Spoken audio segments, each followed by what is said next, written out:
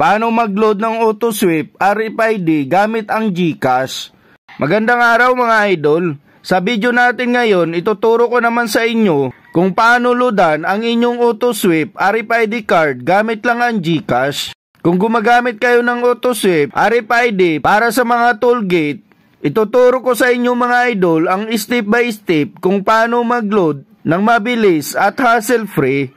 Hindi nyo na kailangan pumunta sa mga loading station ng RFID card. Pwede nyong gawin ito kahit nasa bahay lang kayo. Kaya panoorin mo itong buong video.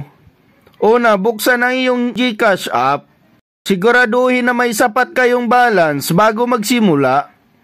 At pagkatapos, itap ang bills dito sa dashboard. Hanapin o search ang transportation. Dito nyo makikita ang AutoSweep RFID. Select nyo lang ito mga idol. Ilagay nyo na ngayon ang details dito mga idol. Dito una, ilagay ang amount kung magkano ang gusto mong i-load. Usually, ang minimum nito mga idol ay 200 pesos. Paalala lang mga idol, may 10 pesos charge si GCash sa transaction nyong ito. Kaya siguraduhin may extra 10 pesos ang balance nyo. Next, ilagay ang account number ng inyong AutoSweep card. Makikita ito mga idol sa likod ng inyong AutoSweep card. Siguraduhin tama ito mga idol para hindi mapunta sa maling account ang load. Dito sa email address, optional lamang ito.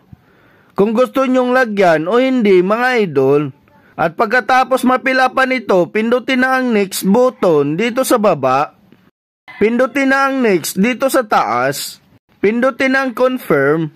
At okay na mga idol, nakaload ka na sa iyong AutoSweep RFID card gamit lang ang GCash.